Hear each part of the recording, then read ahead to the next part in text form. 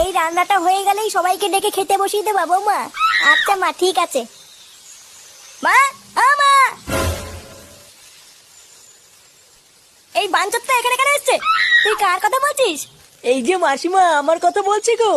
আপনার ছেলেটা না খুব দুষ্টু, একটু ইয়ার কিউ বোঝে না বাবা গো বাবা। হ্যাঁ গো, তুমি আমার ভাইকে গালাগালি দিলে। বাড়াতে গালাগালি দেবো না তো কি দেবো? ও বলছো তার বাল, বাড়া আমাকে ঘরে একা পেয়ে আমার প্যান্টের ভিতরে হাত ঢুকে দিয়েছে। মা গো মা, জামাই বাবু তুমি অত রেগে যাচ্ছ কেন? আমি তো তোমার শুধু একটু সাইজটা দেখছিলাম গো। কি ছিল হোম তার বাল? বাড়ি গিয়ে বাবার সাইজ দেখবি যা। কি সব উল্টো পাল্টা কথা বলছিস তুই? যা বলেছি ঠিকই বলেছি। লেওরা আজকে প্যান্টের ভিতরে হাত ঢুকে দিচ্ছে, কালকে তো বলবে হালকা করে পুঙাও মেরে দাও। এই কি হয়েছে রে? এত চেঁচামেচি কিসের?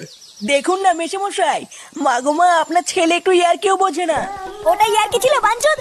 দেখেছেন তো কিভাবে বলছে। দেখো মা, আমি কিন্তু বলে দিচ্ছি, এই চুদির ভাই যদি বাড়িতে থাকে আমি কিন্তু বাড়ি থাকবো না, বলে দিলাম। চোরে বাচ্চা, তুই ঘর থেকে বেরিয়ে যা। আমরা কোনো কাজকর্মের বেলায় নেই, কোনো রোজগার পাতি নেই, আবার বড় বড় কথা। ও বাড়া, মায়ের থেকে মাসির দরদ বেশি, তাই তো? বাড়া এখন তো দেখছি আমার থেকে এই বাড়িতে হোমোচোদার দাম বেশি।